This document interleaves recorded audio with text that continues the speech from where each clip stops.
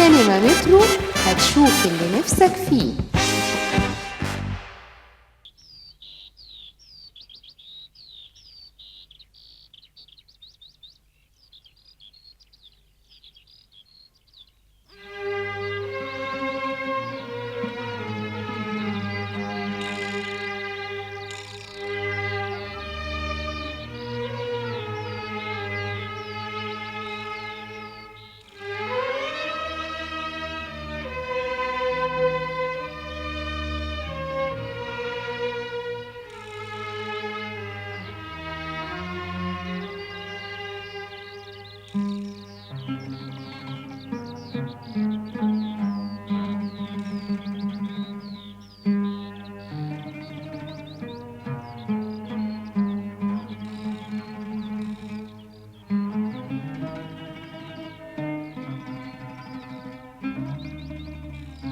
سبحان الله، سبحان الله ولا إله إلا الله.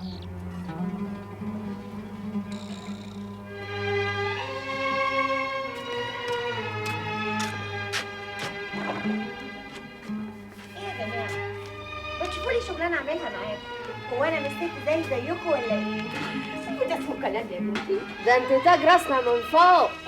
انا قلبي استريح لك. واحنا غيرك كان زماننا دلوقتي حياره واقعين في حصبيص. اصلك مش عارفه الحكايه والروايه. حكايه ايه وروايه ايه؟ حكايه ابو المعاطي.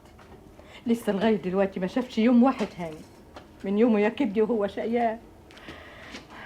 ولما جت الدنيا تضحك له جت الحاسه بتاعتك عشان تشيله الهم من تاني. مفيش هم ولا غم يا جميل. يعني بصراحه كده يا بنتي، انتي مش عاوزه تعويض على العربيه بتاعتي؟ تعويض ايه؟ في 60 داهية العربية. فد عيونك يا جميل انت. تعيشي تعيشي، اصل ربنا عالم بحالنا. اصلك لو طلبت تعويض هيضطر المسكين يبيع حته ارض ولا يرهن. اصل كل مليين معاه دفعوا في الارض دي ولسه مديون. شوفي بقى يا ستي، انا يا ست الستات لا يهمني فلوس ولا اي حاجة. تعويض ايه وفلوس ايه؟ طب ده انا ياما ضيعت فلوس تقلي ولا همني. انا ما يهمنيش الفلوس ابدا. كلام ايه ده يا بنتي؟ طب تفضلني مرة وانا لسه عيلة صغيرة في أول سنة جواز، وكنت حبلة في أبو المعاطي. رحت السوق بعت جوزين فراخ، ربنا وعدني من الشالة سرقت حقهم مني. خفت ارجع الدار ورجعت على دار اهلي. ودي عربية يا بنتي مش جوزين فراخ. طب قولي لي بقى، انت كنتي خايفة من مين؟ من جوزي. انا ماليش جوز. طب من ابوكي من اخوكي؟ يعني مين اللي جاب لك العربية؟ لا ابويا ولا اخويا، انا اللي شاريه العربيه دي، فلوسي. وبعدين انا مستوره والحمد لله. اللهم صل على النبي، ربنا يزيد ويبارك. باين عليك من الاكابر. ليه؟ هو ده وقته يا عبد العال عشان تصحى من النوم؟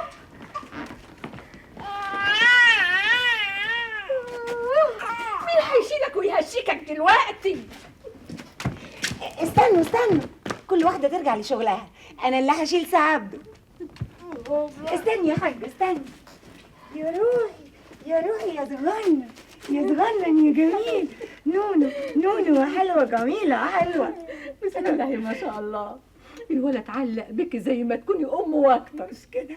سبحانك يا رب، ما هم الاطفال دول زي الملايكه، دايما يتعلقوا باصحاب القلوب البيضة. توته توته توته توته. تصوري عمري ما شلت بيبي صغنطوط كده. ليه؟ هو انت مش مخلفه يا بنتي؟ لا هخلف ازاي يا حاجه وانا مش متجوزه؟ ليه يا بنتي قاعده لغايه دلوقتي من غير جواز؟ طب دي الكاتعه والعوجه بتتجوز، وانت بسم الله ما شاء الله حلوه زي القمر وخفيفه ودمك خفيف وطيبه وبنت حلال. ما هو اصل انا كنت متجوزه وبعدين كل شيء اسمه ونصيب. جوازتك خابت، معلش ان شاء الله ربنا هيعوضك باللي يستهلك. مسطور، السلام عليكم. وعليكم السلام يا ابو المعاطي. تعالي يا ابو المعاطي. اختي انت واقف مكسوفتي ده ليه؟ يا ستي بقت مننا وعلينا. ولو ياما برضه الاصول اصول. اي نعم يعني هي ضيفه معززه مكرمه عندنا، لكن ايه؟ امك قالت لك خش يبقى لازم تخش. لازمتها ايه اللي قاعدة؟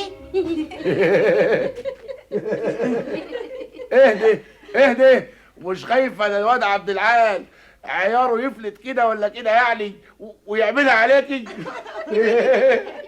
يا سيدي يعملها زي ما هو عايز براحته. براحته ازاي؟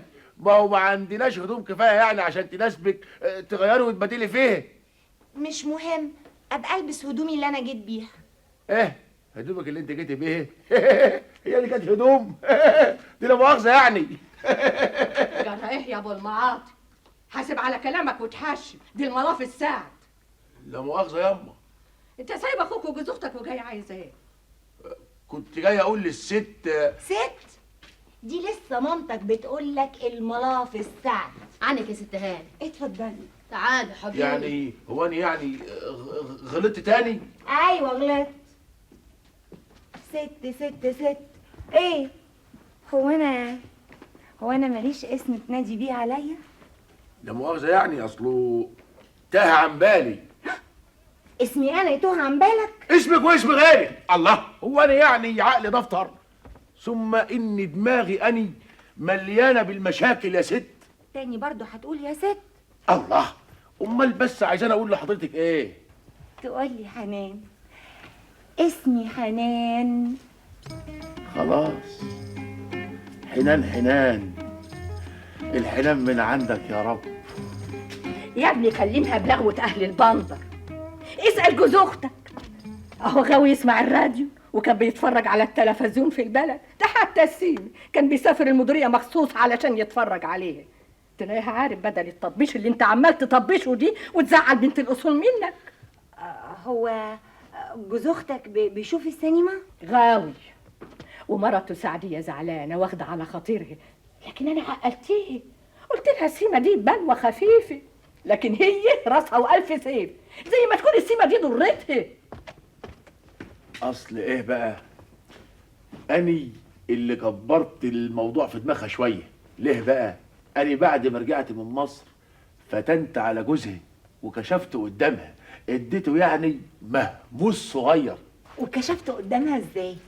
اصله بيدخل السيمه يعني مش حبا في افلام السيمه، ولا انه يعني يستفيد من الموعظه الحسنه اللي بتكون يعني جوه الروايه، ولا حتى يعني عبره بمصايب الافلام. الله، ولزومها ايه الفرجه بقى؟ غتاته، ابقى اساليه. لا انا بسالك انت. تفاصيل بعيد عنك، يحب يخش يتفرج على الممثلات، وخصوصا يعني لا مؤاخذه يعني الممثلات اللي بيكون عيارهم فلت شويتين، اللي هم يعني لا مؤاخذه يعني بيمثلوا ادوار لا مؤاخذه يعني الاغراء والفتنه. ده احمد جوز اختك؟ تصوري حضرتك واحنا نازلين نشتري حته الارض بتاعتنا دي في مصر، وقف متسمر قدام اعلان ملزوق عليه صوره واحده ممثله، وقف وفضل يبص ويتمله في صوره الممثله دي. كان اسمها ايه الممثله اللي وقف يتملى في صورتها؟ والله اني ماني عارف. هو قال لي على اسمها، وقال لي انها زي حته البسبوسه، بس اني مش فاكر. اصل بيني وبينك يعني ما اهتمتش. وما اهتمتش ليه؟ بصراحه يعني اصلي لا مؤاخذه يعني مش غاوي، بس اني رجعت البلد من هنا ودبيته المهموس من هنا. بالك بنت سعدية دي ضفرها ب10 من بتوع السيمة.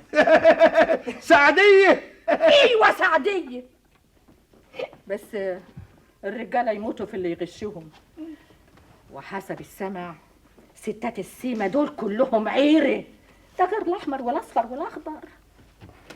وانت كنت جاي عايزاه يا أبو المعاطي؟ أني كنت جاي أقول لحنان هانم. تاني هانم؟ أنا حنان وبس، زمن الهوانم راح. خلاص حنان وبس. كنت جاي اقول يعني ان اني ناوي اخد الجرار. تاني جرار؟ ربنا يستر. يعني ناخد الجرار والحبال ونلم الرجاله ونروح نسحب عربيه الهانم من الترع. يحميك يا ابن بطني. وطبعا يعني حتما ولا بد ان فيه حد يسوق العربيه بعد ما نسحبها من الميه. يا سلام. وحضرتك فاكر بقى انكم لما تطلعوا العربية من المية هتمشي على طول؟ والله ان ما مشيتش نسحبها، بس برضه لازم حد يسوقها. طيب ايه المطلوب مني بقى؟ والله دي عربيه حضرتك وانت قادره يعني بسواقتها وتعرفي سرها. شوف بقى يا ابن الناس، انا بقى مش عايزة العربية دي تطلع ابدا من المية، عايزاها تفضل غطسانة على طول. كلام ايه ده؟ لا، حرة، عربيتي وانا حرة فيها. كرهتها، مش عايزاها، متشائمة منها.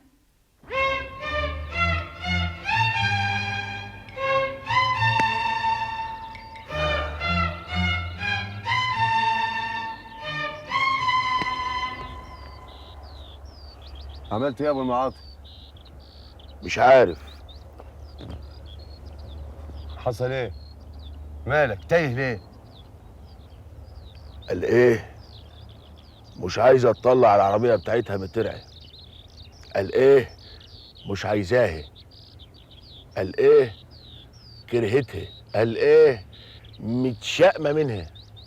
حلو، حلو قوي. هو ايه اللي حلو حلو قوي؟ انا مستعد اشتريها منها. ما انا عارفك تحب دايما تصطاد في الماء العكره.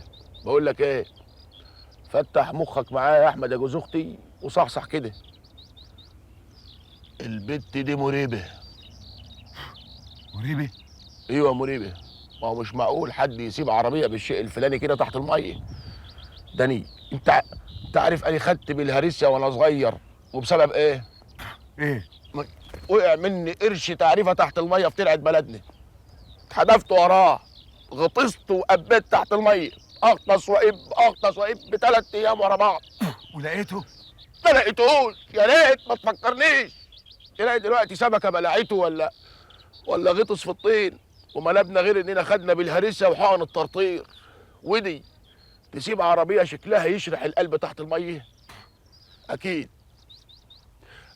الحكايه فيها ان علي بيقول لي ان الست دي انا شفتها فين قبل كده. بعدين يا اخي جريئه في الكلام كده وحمائيه. تبقى حوسه لو كانت عامله وهربانه. عملت ايه؟ مش عارف عملت ايه. لو كانت متجوزه كنا قلنا انها هربانه من جوزها. لكن هي فاضيه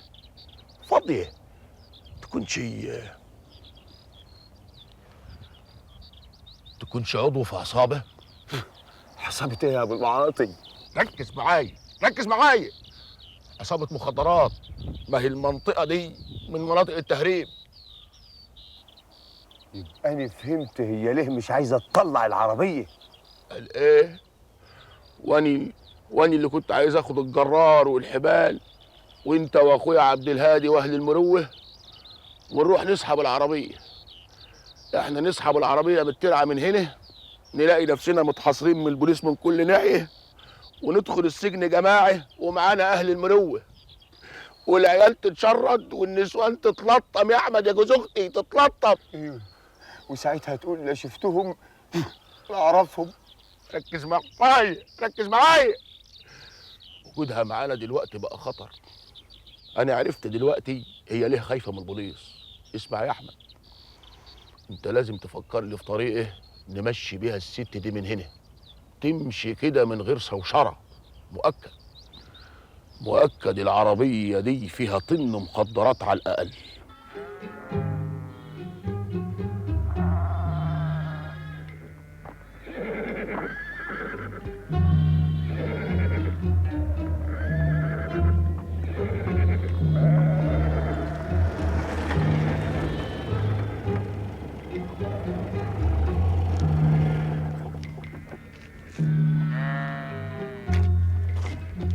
كل ده كويس، بس انا عايز اكتر.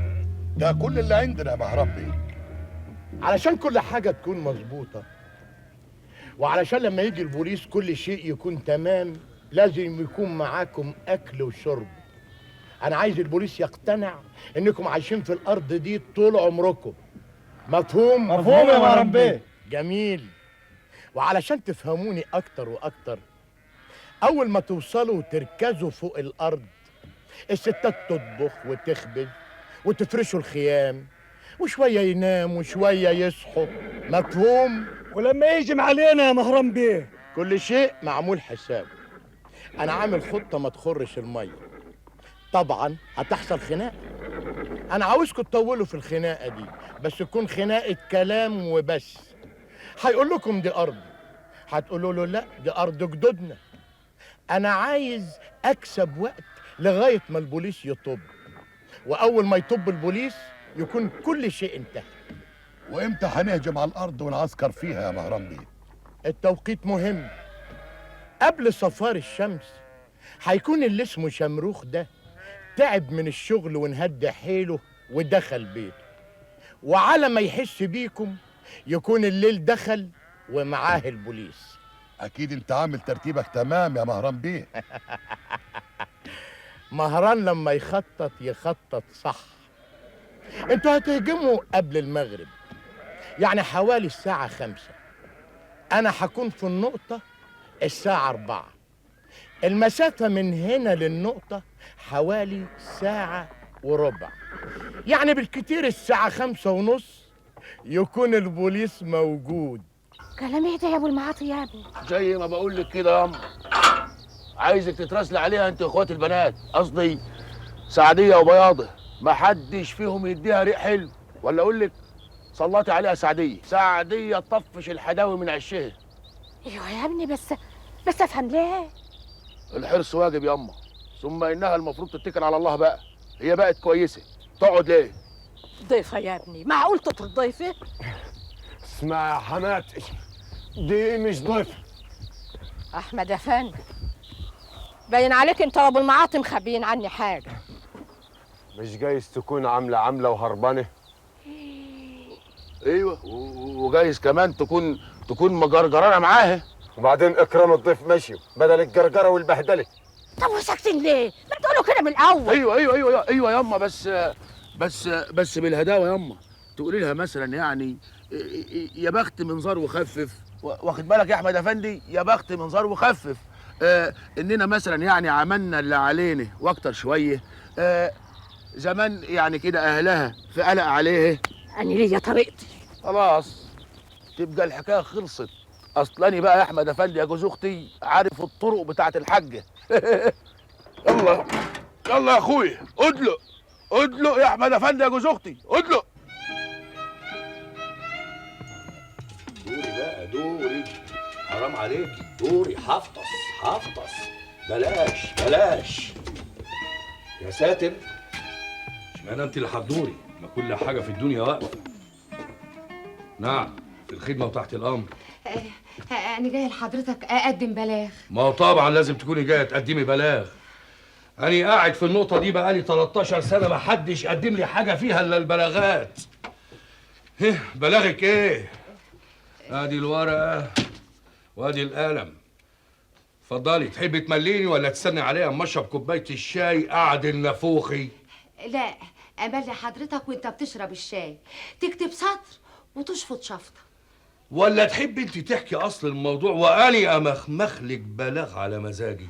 عليك نور، اللي يريحك. احكي. حضرتك تسمع عن ممثلة السيما سلوى نصار؟ سلوى نصار ممثلة السيمي؟ ايوه. ياه، صحيح. الدنيا صغيرة يا اولاد. اخبارها ايه دلوقتي؟ وافلامها مش كتير زي زمان ليه؟ يعني حضرتك بتعرفها؟ واي معرفة؟ دي احنا نعرف بعض معرفة جامدة قوي. انا مش بقولك الدنيا صغيرة. ياه، سلوى نصار هي السبب في اني ما ادخلش كلية الشرطة. ما تظلمهاش الله يسترك، دي اتظلمت كتير قوي. لا، أنا لا أحب الظلم ولا كده. سلوى نصار هي السبب في الوضع اللي أنا فيه دلوقتي. طب ما وضعك حلو اهوت ومالي مركزك واللي سبلت منور فوق كتفك. فاضي منور فاضي من غير نجوم، لا نجمة ولا نسر. اللي في سن دلوقتي معلقين سيفين ونسر، لكن ده مسح نضيف زي الأرض البور. يا مش بقولك الدنيا صغيرة. يا بعد 20 سنة. تعالي اتفضلي اتفضلي عودي اتفضلي. اهلا وسهلا. اهلا بيك. الله، دي باين بقى يعني الحكايه قديمه قوي. يعني حضرتك بتعرفها معرفه شخصيه؟ اكتر من المعرفه الشخصيه شويه. بس انا بقى زعلانه يعني عشان شايل منها عشان كليه الشرطه دي. لكن ازاي هتكون مدام سلوى السبب في عدم دخولك الكليه؟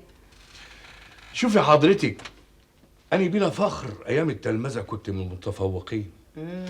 في الإعدادية طلعت الأول على المركز وال57 على القطر كله. يا أختي بسم الله ما شاء الله. وانتقلت للمرحلة الثانوية. أولى ثانوي. أولى ثانوي. في أولى ثانوي بقى ابتدت أفلام نجمة السيما سلوى نصار تظهر، والسيما في سكة المدرسة، وكل أسبوع السيما تغير فيلم جديد، وكلها أفلام نجمة السيما سلوى نصار. مرة بنت زوات بالمايو، ومرة بنت بلد بالملاية اللف، ومرة تلميذة في الثانوي بالضفاير، وكلها أفلام أحلى من بعضيها. والرقابة زمان ما كانتش بتدقق زي الأيام دي. هتقولي باختصار كل الحصص المدرسية بقت في السين، واتنقلت من أولى ثانوي بعد تكرار مرات الرسوب على التطوع في الشرطة. لا اكيد حضرتك يعني ايه، يعني الاسم مش هو يعني، لان ايام الثانوي بتاعك كان يعني ايام عزيزه امير وسميره خلوصي وسميحه سمير. لا لا لا، كله للتزوير يا ست هانم. ده تاريخ، تاريخ يا بنت الناس، تاريخ. أنا وسلوى نصار قد بعض في السن. ايه؟ لكن بعيد عنك، السن ما بيبانش الا على الناس الغلابه. امال احنا يا ست هانم من الناس اللي بياكلوا بالدعم، وانت عارفه ان اكل الدعم منظور محسود، ومن كتر كلام الناس عليه الفيتامينات اللي فيه طارت. ده غير كده في رقبتي من العيال 5. يبقى السن يبان عليا ولا ما يبانش؟ لازم اعجز. لكن هي السن يبان عليها ليه؟ وهي من اللي بياكلوا بسكويت وبيشربوا ميه معدنيه. اوعي تقولي لي ان اصابها مكروه لا قدر الله. ايوه يا حضره الصول، صابها مكروه. لا، انا اللي يرشها بالميه ارشه بالنار. هي دي من الناس الهفا، دي ثروه فنيه زيها زي الاثارات والناس الاكابر، الشخصيات المهمه. حصل ايه بالظبط؟ تاهت. فين؟ في المنطقه دي.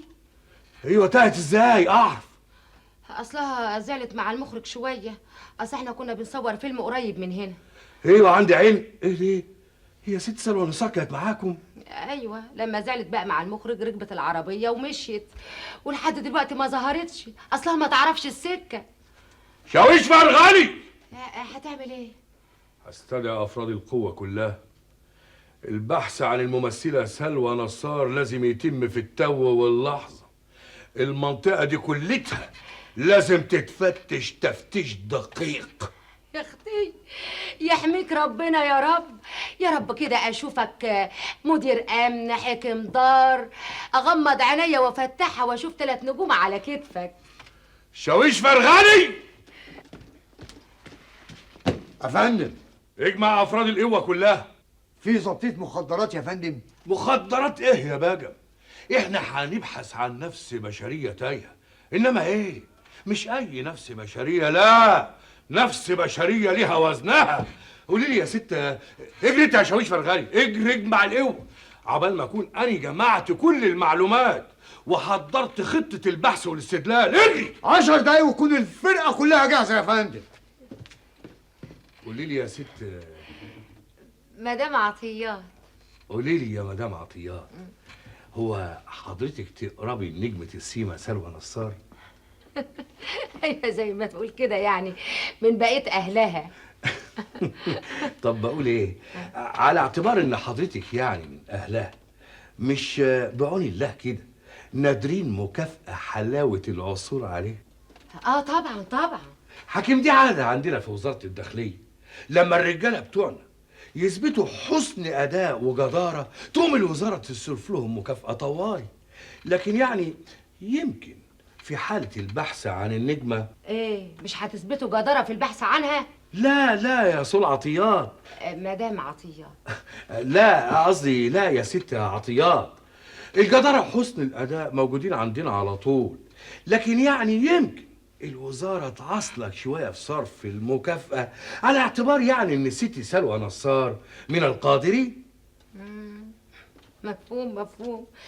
لا من ناحية هي قادرة فهي قادرة وإيديها سخية خالص.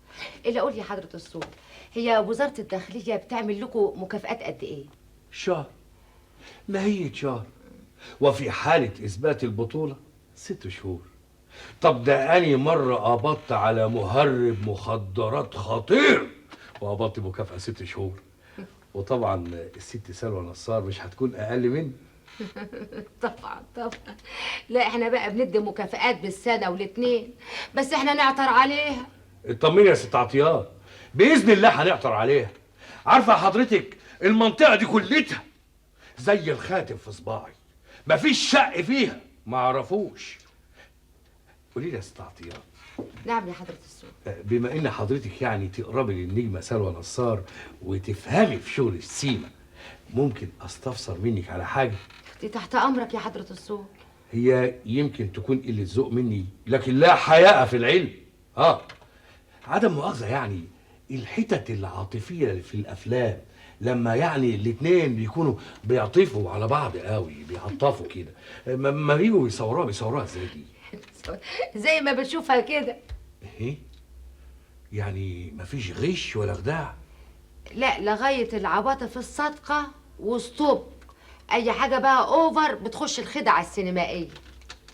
اوفر. احسنت يا استعطيات.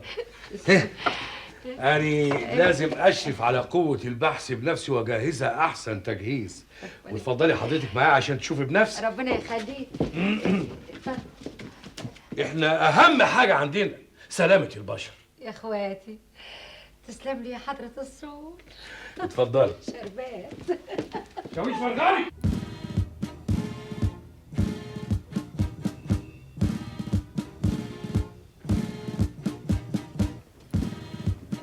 كيف؟ على الشمال دور. ما شاء الله ما شاء الله. اهدى كله اهدى كله عليك. اوعى تهد جبال يا حضرة الصوت. الله يا أكبر واحد ملوش تاني العدد 3 4 الله أكبر. ده مش حسد ده قرن حضرة الصوت. طبعا عارفين إن المنطقة اللي إحنا فيها دي منطقة خطر، فيها حيوانات مفترسة وفيها كمان ناس مفترين مجرمين وقطاعين طرق. يعني الشخص اللي يتوه فيها يبقى ايه؟ عليه العوض. اسم الله عليك، اسم الله عليك. بس مش في كل الحالات يا شاطر. عليه العوض دي تتقال لما يكون الشخص المفقود شخص تافه ملوش قيمة ولا مركز. لكن لما يكون الشخص المفقود من الأكابر ومن الصنف النادر يبقى لا يأس مع الحياة ولا حياة مع اليأس، ولازما حتما العثور عليه. مفهوم؟ ومين الشخص المهم اللي تحت ده يا حضرة الصوت؟ علشان أحنن قلوبكم عليه أحب أعرفكم إنه مش راجل، حرمة، وإنقاذها عمل بطولي، لأنها مهيضة الجناح لا حول لها ولا قوة. ومن الحرمة دي يا فندم؟ حتة مهلبية بالقشطة والسكر. بسكوتي يا اختي بدرس يا حضرة الصوت. بسكوتي من الدقيق الفرنساوي والسمنه البلدي والسكر السنترفيش. الله اكبر. مغلفه بالفانيليا. يا اخوات نجمة السيما الست سلوى نصار علامة الأنوثة والجودة. عشان كده عاوزكم تدوروا وتبحثوا وتفتشوا. انسرب. فركش بريك. ما شاء الله ما شاء الله. اهدى كله اهدى كله. بيتك بيتك بيتك بيتك. اهدى العدد في الليمون. الله اكبر الله اكبر. اهدى يا حضرة الصوت. جمد ومتين عليك قوة. اوعى يكون الخبر ده اشاعه. اشاعه ايه يا راجل؟ ده خبر صحيح وعلى مسؤوليتي. ده يبقى خبر صفحه اولى. بس اختفت ازاي وهي فين؟ جايز يكون في الامر شبه الجريمه. ده يبقى علامه استفهام كبيره. يمكن حد عمل فيها مكيده، حد من ازواجها السابقين. جايز، وجايز يكون حد من رجال عصابات التهريب، لان انا سمعت انها كانت على علاقه بواحد منهم، لانها كانت كل ده مفهوم. انا هعمل حته موضوع على الخبر ده. اين اختفت سلوى نصار ولماذا؟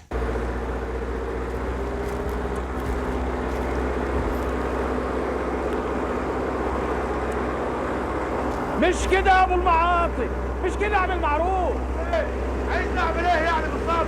سوق ايدي، امشي طوالي، بدل ما انت عمال تتلوى زي ماشي التعابين كده.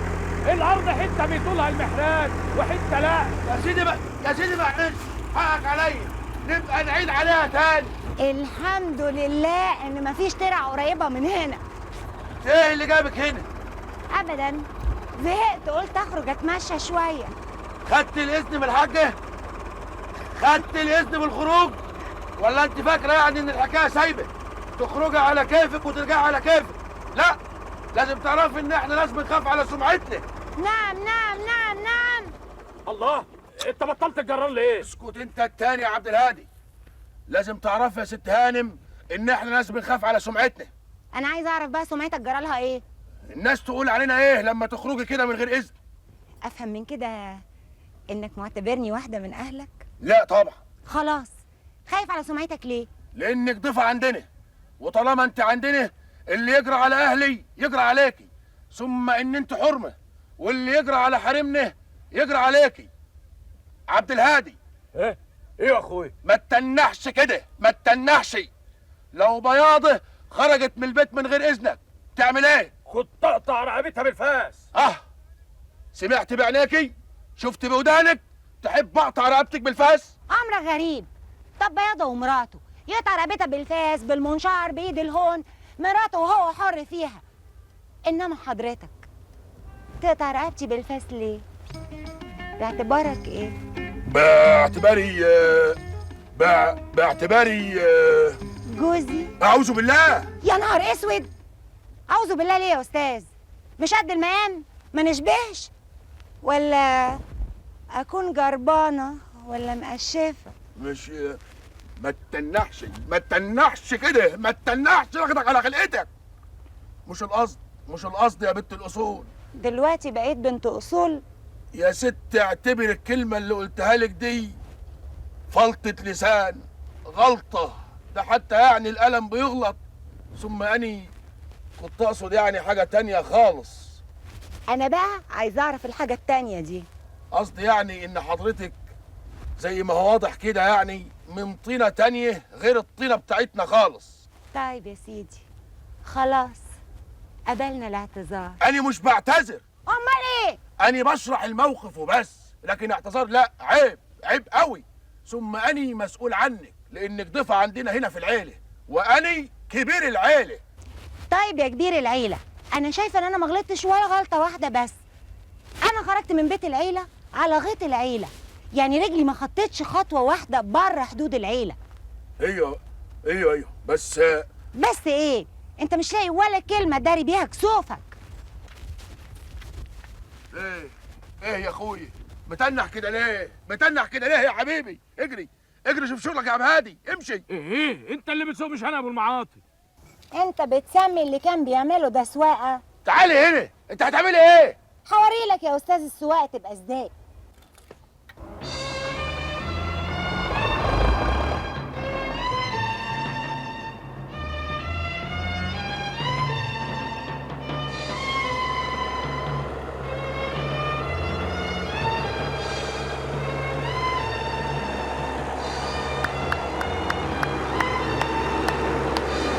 ألف صلاة على النبي، يا ألف صلاة على النبي.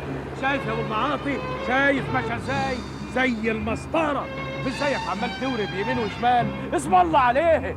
اسألها كده شوف تاخد كام وتسولي لك جرار دي على طول. اسكت يا عبد الهادي، اسكت دلوقتي، اسكت. ايه بدل ما تشخط فيا كده اتعلم مني. سعدية، ايه؟ في ربطة الجرايد والمجلات اللي أنا كنت محضرها. ردتها يا سي احمد. الجرايد والمجلات. ايه سبتها في البلد، هجيبها ليه؟ ثم انك قريت الجرايد والمجلات دي بدل المرة 10، عايز منها ايه؟ خلاص يا سعدية. ايه ومالك زعلان كده؟ بتدور على ايه في الاخبار البايته يا سي احمد افندي؟ ما بدورش على حاجة يا سعدية، كنت عايزة أتسلى. تتسلى ومالك بتزعق كده؟ زعقت. ايوه بتزعق. مش هزعق، أهو قفلت بقى. سي احمد. أيوة يا حماتي. بناتي فص ملح ودان. هي مين ياما؟ الضيفة. ايوه دي غلست مرة واحدة. يبقى كتر خيرها، حست من نفسها ومشيت من غير ما تروح. مشيت بهدومي؟ احلى هدوم عندي مشيت بيها. أهي سابت هدومها. هدومها؟ وهي دي اسمها هدوم يا سي احمد افندي؟ ده حتى لبسها ما يجوز شرعا. انتم قاعدين؟ تعالوا شوفوا واتفرجوا. نتفرج على ايه يا بياض؟ الست حنان سايقه الجرار بسم الله ما شاء الله، زي ما تكون سواق قراري. الست حنان بتحرد. ابو المعاطي يا بياضة بيعمل ايه؟ قاعد جنبيه بتعلمه ازاي يظبط العجل ويدوس فرامل ويجيب ورا، ويقول لي عاوزك تترزلي عليه، سلطي عليها سعديه. ايه؟ احنا يكلفنا بالرزالي وهو بالملاطفه وظبط العجل ويجيب ورا. ايه الحكايه يا سي احمد؟ قدامي بسرعة. الله.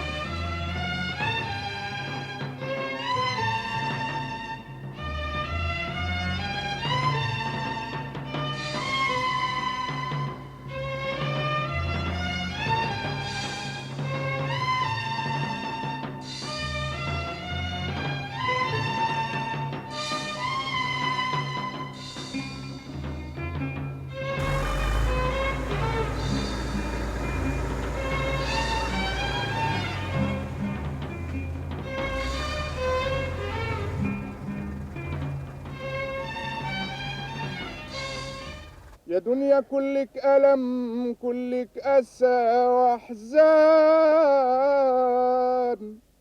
فيك الأصيل انطرد في الطل بات عريان.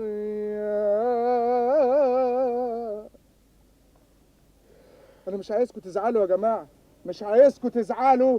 البلد فيها قانون، فيها نقابة، حقكم هتاخدوه. احنا حقنا كبير قوي، حقنا كبير قوي يا استاذ فوزي. أنا مش هسكت يا استاذ فوزي، احنا ممكن نموت هنا، كفايه الشمس شوتنا وكمان فلوسنا ما خدناهاش. احنا في الفلوس دلوقتي، في الفلوس ولا في المصيبه اللي احنا قاعدين فيها دي؟ انا مش هسكت، ههد الدنيا على دماغ المنتج ده. بس ربنا يسهل حد يحس بينا عشان ينقذنا من المصيبه اللي احنا فيها دي. بقول لكم ايه؟ ارفعوا ايديكم للسما وقولوا ورايا: يا رب افرجها علينا يا رب، يا رب افرجها علينا يا رب، يا رب افرجها علينا يا رب، يا رب افرجها علينا يا رب افرجها علينا يا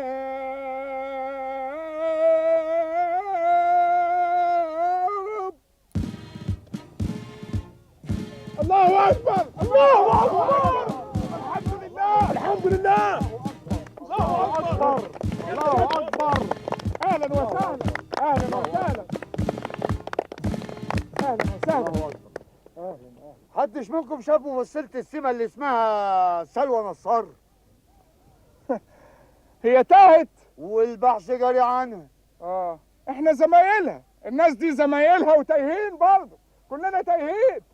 فركش يا اخوانا، الفيلم كله فركش، واحمدوا ربنا ان حد عتب علينا. نحمد ربنا، الحمد لله، الحمد لله.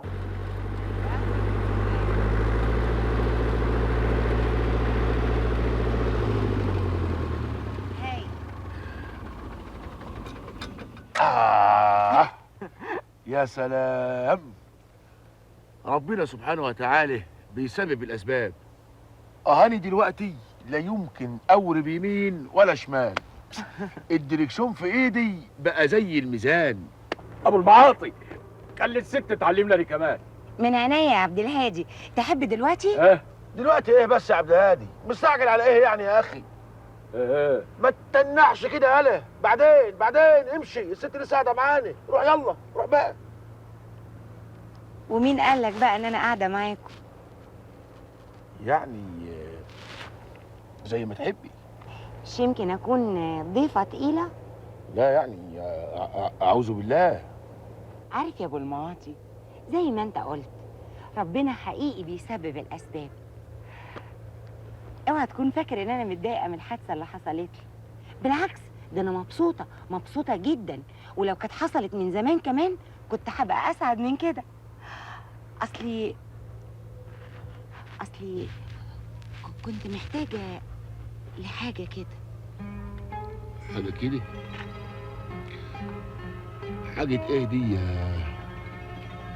يا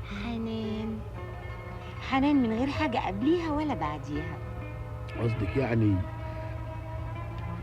حنان بس؟ حاجة ايه دي بقى يا استحنان بس؟ فترة استجمام. راحة يعني. وعايزة تستريحي بقى من ايه بالظبط؟ يوه، من حاجات كتير قوي، من الناس والشغل والزحمة والنفاق وقلة الضمير والغش والجشع والطمع، حاجات كتير. عارف يا ابو المعاطي، انا كنت بفكر في الانتحار من مدة طويلة قوي، لكن بعد ما جيت وعشت وسطكم الفكرة دي اتنهت خالص خالص. بقول لك ايه؟ علشان اسمعك وتسمعيني، لا مؤاخذة يعني، كل واحد منا لازم يبين حقيقته لا مؤاخذة يعني للتاني، وانا حاسس لا مؤاخذة كده يعني انك مخبية عني حاجات كتير قوي. سينما مترو، هتشوف اللي نفسك فيه.